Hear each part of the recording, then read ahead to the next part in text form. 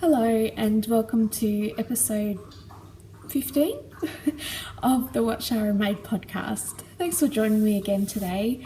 I hope you've had a really good week. I hope it was relaxing and you got lots of crafting done. My week has been pretty crazy busy and I haven't got a whole lot of knitting done or any other crafts for that matter. I've got a little bit. I've been doing crafty things, just not working on my personal crafty projects. Now, I'm going to do my weather report. Oh, you might have seen Rosie just skipping up the hallway there. She's making a bit of noise. I'll do my weather report now because it might affect the lighting. I hope it's not too bad, but our ridiculous autumn heatwave finally broke yesterday. We had a lot of rain and there were a few big storms actually. We have no TV reception now. Not that that really bothers me, I can still watch Netflix and everything, but I'm hoping maybe the wind will blow the other way and fix whatever it did to make it stop working, never mind. And it's quite cool. It's about 10 degrees at my place today, Celsius, which is about 50 degrees Fahrenheit. So there's a bit of fluff flying through the air. And it's overcast and it's raining right now. I'm looking out the window here and it's raining. It's not too heavy, but it's raining. And I hope it stops raining in about 45 minutes because I've got to walk somewhere, walk into town to do some stuff. But it's beautiful. I'm loving it. I'm finally able to wear some knitwear. Look, see, leave my exploration station. It's the first time I've worn it since finishing it. And I love it. It's really great. It doesn't really go with the top that I'm wearing, but never mind. I might just get straight into it. Now, you might remember from last week's episode, I showed you the little minis from the swap that was organised by Melissa of the Spicy Homemaker podcast. And we all gave Bohemia Fibres, who's an indie dyer, a photo. And she dyed yarn to match the colours in those photos. And they're just beautiful, absolutely beautiful. And before they arrived, I had been thinking of what I might like to do with those, all those little minis, because I'm not making a Cozy Memories blanket yet. I may in the future, I don't know, never say never, but I'm not doing one at the moment.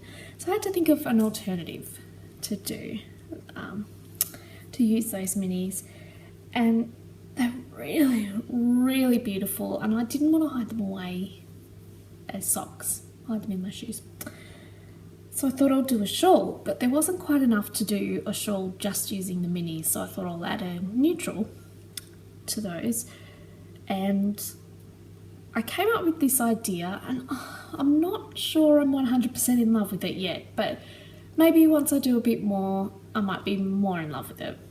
We'll see. It's still on the needles, obviously, because I haven't finished it yet. It's a WIP, not an FO. But you should be able to get the idea of what's happening so far. Maybe. So it's a triangular shaped shawl that I'm sure you're all familiar with. And I've got my neutral here, which is, I've got it right here, hang on. Interceta 4-ply, 100% luxurious baby alpaca. Interceta 4-ply, 100% luxurious baby alpaca. And it is like knitting with a cloud. It is so beautiful. Oh, I love it. And that's my neutral. And I'm doing this, just a mesh lace there. And it's, then in between each, I've got 10 rows of the mesh lace here. Well, actually I've got 20 rows, 10 repeats. And then I've done a solid block of the first mini. Then I've got 10 rows of the mesh lace, or 10 repeats, pardon me. And then I've got a solid of the next mini, well, just plain stockinette. And then I've just started the next block of the mesh lace. And hopefully, if I continue on like that, using a mini in between each block of mesh lace, they will, sorry for that noise, I think it's going to look good. I'm just a bit worried that towards the end, the minis won't quite be enough to do a whole row, but we'll see. We'll see. I sort of love it, but I don't know. I think it's because I'm pretty particular about my colours and how I put them together. And when I'm trying to use the specific yarn, all the little beautiful minis, individually, they're all just stunning. And I would happily use any of them anytime. But all together, they don't really match each other, and they're not meant to. So I think I've just got to shift my mindset about my obsession with colours and realise that this is a cozy memory shawl, and that's the main thing about it. But it's pretty cool. Like, how cool is this? I love the way that is turning out. And this one here was inspired by a picture of French macarons, and they were just gorgeous, and that yarn matches perfectly. So hopefully I'll have a bit more of this done the next time I podcast, and we'll see how much I love it then when there's a few more colours involved. We'll see. I think it could be beautiful, but I'm not 100% sold on it yet. So that is really my only whip today. And my next FO is a spinning FO. And I love spinning, you know I love spinning, and I'm pretty addicted to it. And if I don't spin, it's constantly on my mind. I'm like, itchy fingers wanting to spin. So I've done a fair bit of spinning today, but this is the only, this week. But this is the only finished yarn that I have.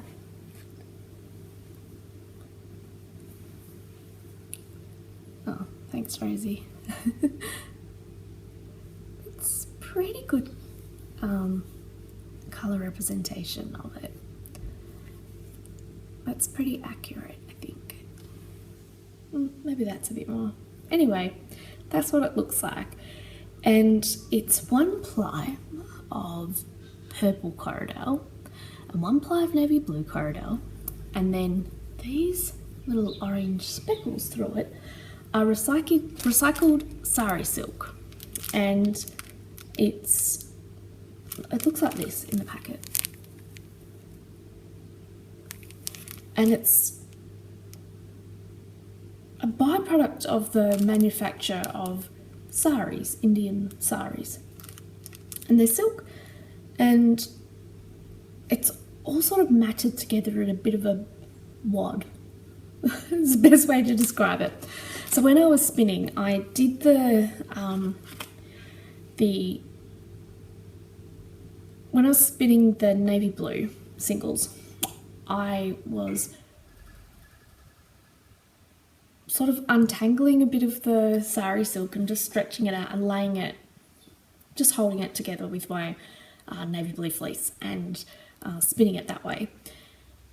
I didn't blend the sari silk and the blue fibre together beforehand, which probably would have made it a lot easier to spin, but I don't have a blending board or anything like that. I wish I did, but I don't. So I just every now and then stopped, pulled out a few more bits of the sari silk and just sort of stuck them onto my roving because they stick together easily, and then spun that way. And I've never spun with silk before until I tried this. I don't think I realised how long silk fibres were. It's like I could have gone on forever. So because it has those extra long fibres, it's really easy to spin. No chance of breaking, everything holds on, and silk, as you know, is really, really strong.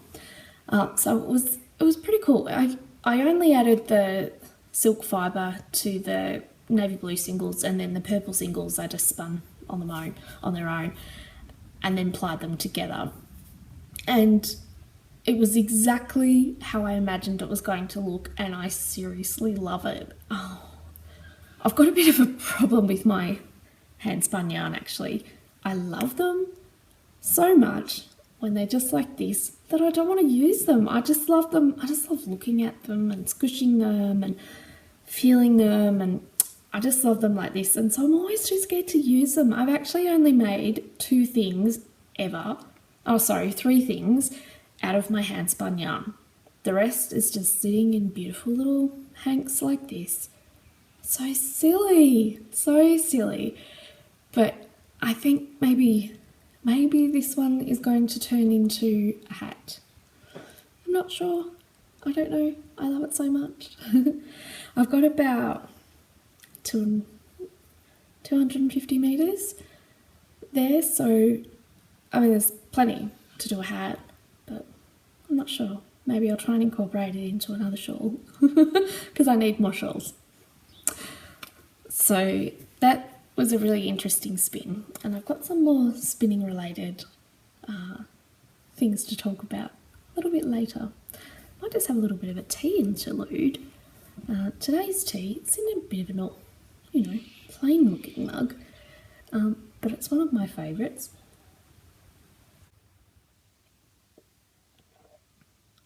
Beautiful.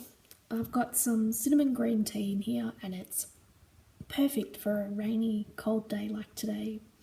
And my mug is from, you may not be able to see, you're probably not going to be able to see that. It's probably not going to. Well, you probably can't even read that anyway, but it's from the Bendigo pottery. And I'm sure all Australians would know what Bendigo pottery is. It's from a town called Bendigo. The clue is in the name. And it's one of the oldest pottery makers in Australia, and they've been around since the gold rush times, which is quite a while ago. And they make all sorts of beautiful stoneware like this, and I have a fair bit of it because I love the town of Bendigo, so I visit a lot, and I love this, just the simple, gorgeous clay. It's beautiful.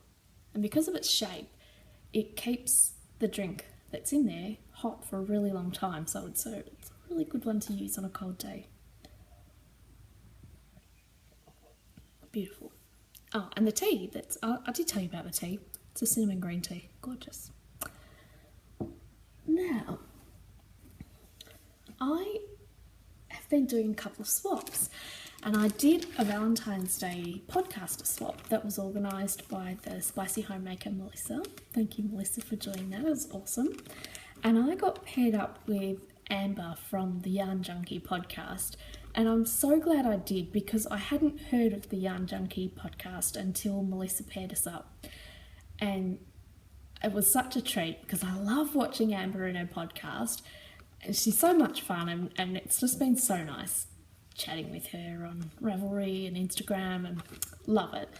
And my package from her arrived yesterday, so I'd been out all day, and when I got home, a lovely surprise waiting for me.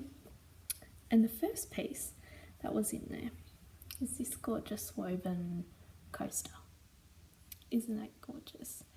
And this was made by Amber's 10-year-old daughter, Estrella. What a sweetie. I absolutely love it, Estrella. I really do. And it's going to be my special coaster that no one else is allowed to use, just me. I love it, really love it. And beautiful card and message from Amber. And this beautiful purse full of all sorts of goodies like this rainbowy silk mini and some beautiful buttons from Amber's collection. She's mad about buttons just like me. And they're green, my favourite colour. Perfect.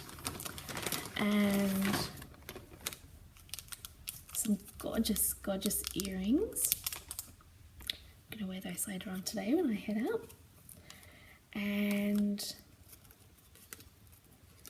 this Madeline Tosh unicorn tail in the colour ginger, so very nice, perfect match. And this beautiful little mini. Sorry, doesn't want to show up, sorry about that.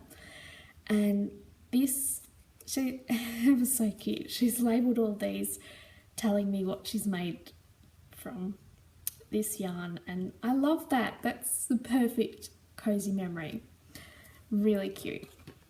And some, trying not to crinkle that bag right in front of you. Some Harry Potter Bertie Bott's every flavour beans. A bit, not entirely sure how excited I am to try these, because there's some pretty awesome flavours, and then there's some slightly scary flavours, one of which is vomit. No thank you, I don't want to accidentally eat that. A couple of years ago I was on a little trip with one of my nephews and we got some of these and we were very excited. We had them, got them as a little bit of a treat to have on our long train journey. And there was one that was called dog food flavour. It's not in that packet, thank goodness. And they were the sort where there's nice flavours and there's revolting flavours. But you'll have a brown one and that's chocolate, or it could be dog food. Or you have a white one that could be coconut, or it could be soap. And you don't know, they look identical. And we both got a dog food one and just about died. The poor kid, I felt so bad for him. I felt like such a bad auntie.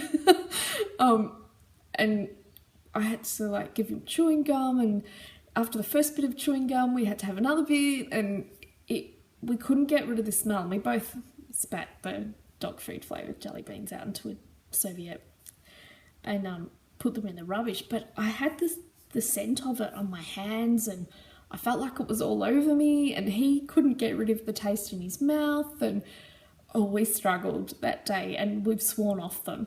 But that doesn't have a dog food one in it, so maybe I'll risk it. Maybe I'll risk it, Amber. Now, one last thing that was in this package is so cool, Amber, I love it, is this cowboy boot progress keeper. I love it. Absolutely love it, Amber. Thank you so much. It was such a nice surprise to get that when I came home last night.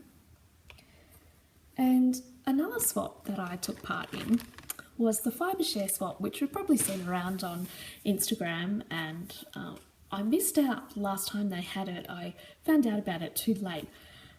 So this time when it came around, I'll definitely sign up for that, and I got the loveliest partners. I was so excited. It was so fantastic when I got Antonella as the partner that I was sending to, and she's recently started a podcast, so that was really cool and I've been loving it. I'm really loving it. I was really excited to gather together all the things for Antonella. was very good. And my swap partner was Urban Daisy on Instagram, and I'm so glad she was my partner because she's got great taste, and she obviously studied my little profile questionnaire thing that I wrote, because she matched it perfectly. Love it so much. There's some amazing teas, which I'm mad about. The cherry one, oh, thank you very much. And a DPN cozy. It's really cool. I don't have any of these yet, so it was really exciting to get this one. And some DPNs as well. Beautiful anodized blue DPNs. They're not really showing up there, sorry. I'm sure you'll know what DPNs look like. And this, it's Drew and Bonsky. Sorry if I wrecked your name, Drew. Sport weight gemstone, and it's gorgeous. I've never heard of this yarn, but I'm so glad I have some now. Thank you very much. Look at that colour. Oh my god, I love it. So really beautiful, really beautiful. And that's 90% extra fine super wash merino and 10% nylon. So excited about this, cannot wait to use it. And the other thing that was in there is this Ancient Arts yarns, and it's 70% superwash merino, 20% bamboo and 10% nylon. And it doesn't have a, oh yes, it does have a colourway pashmina. Beautiful, and it is stunning.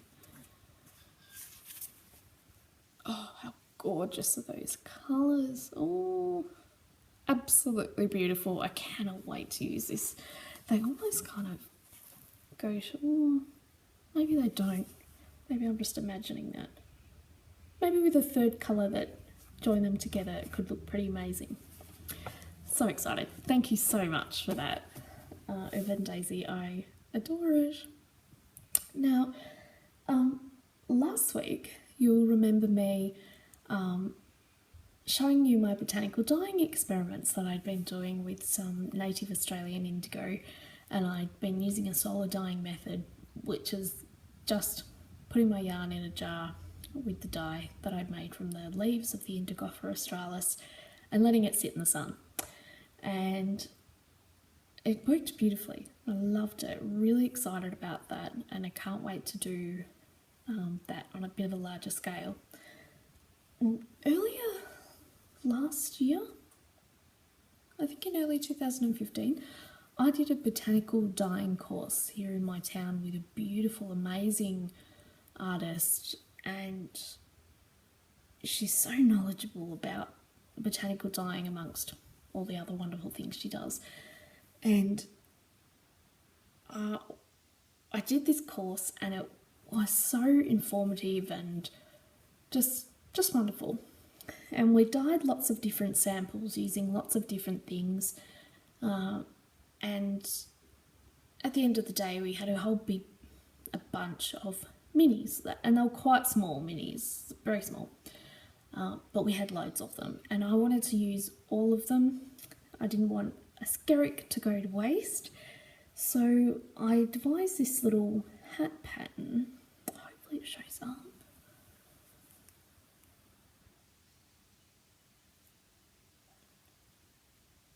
You can see the hat there. And let's see, put it on. There we go. Oh, it's a really comfortable hat actually. That's lovely. Maybe I'll wear it on my way into town today. And that way, with this pattern, I was able to use up every single centimetre of this yarn. I literally don't have any left at all. And these colours were pretty interesting because some of it was done using bracken ferns and got it quite unexpected, these colours, exactly what I expected from that. And we used I can't remember all the plants that we used, but there were lots of different ones. I've got them all written down in my little book. But we also did we used some purple cabbage leaves, and typically the colour you get from purple cabbage leaves is purple, or a blue, or like a beautiful grey. And they're the typical colours you get from using purple or red cabbage. And I don't know why, we couldn't quite figure out exactly how it happened, but my dye partner and I got all sorts of interesting greens from our purple cabbage. We don't know if it was the water at the place where we were doing the course, or if there was some other element. We don't know, but like I said in the last episode, that's the joy of botanical dyeing. You never know what you're going to get, so it's always a beautiful crafty surprise. So it's actually these colours in here that we got from the purple cabbage.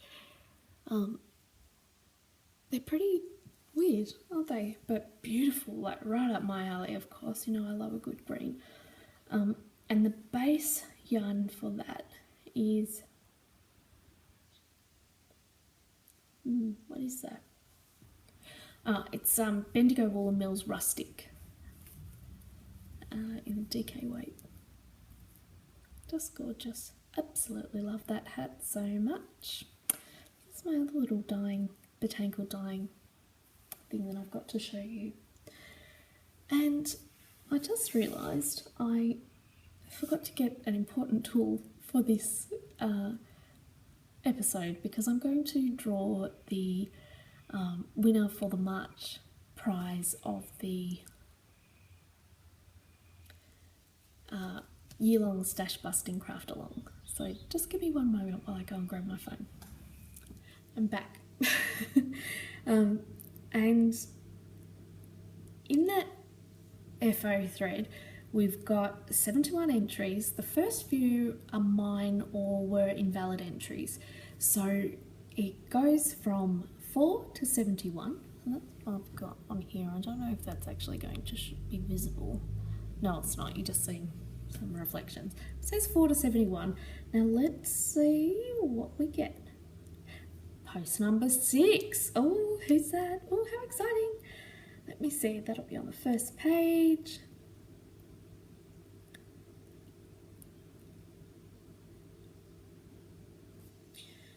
Post number 6. Who are you? 4, 5, 6. We have this beautiful pair of socks by, I'm not going to be able to say this name properly, Pottery. Let's see who you are in real life. That might be more helpful. Sorry about that, but congratulations, you have won the March giveaway prize. And let's see who you are.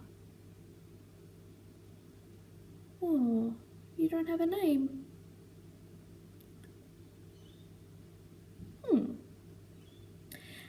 You are from Vancouver, British Columbia, and let me show you what you've won. I actually showed it last week and forgot to mention that it was actually the prize. Now what I've done, I've actually made 2 of these. One is mine, which is this one here, and your one is all wrapped up beautifully because I wanted to keep it safe and beautiful for you. But it's another one of these. So this is the large project bag, and it's fully lined, of course. The handle, and it's got a drawstring. This one's mine, and I'm a bit silly and haven't quite gotten around to putting the drawstring in mine, but yours has a drawstring. And if you want to send me a quick private message on Ravelry with your address, I will get it in the mail to you this week, and you'll have it very soon. How exciting! I'm so glad you're getting this funny sushi bag that I made. So that's very exciting. This episode is a bit of a funny one. It's a bit short. I actually have to cut it off right now because I'm about to head out and I need to leave right now. But I've actually got a few more things to talk about. I'm not sure if I'll add on a little bit after this, or if I'll get the opportunity to do that, I'm not sure. But in any case, thank you so much for joining me just briefly for this episode, and I will see you again very soon. And I've got a lot of thank yous, so maybe I will have to add a little bit onto the end of this episode. All right, thanks again, and I'll see you again soon. Bye.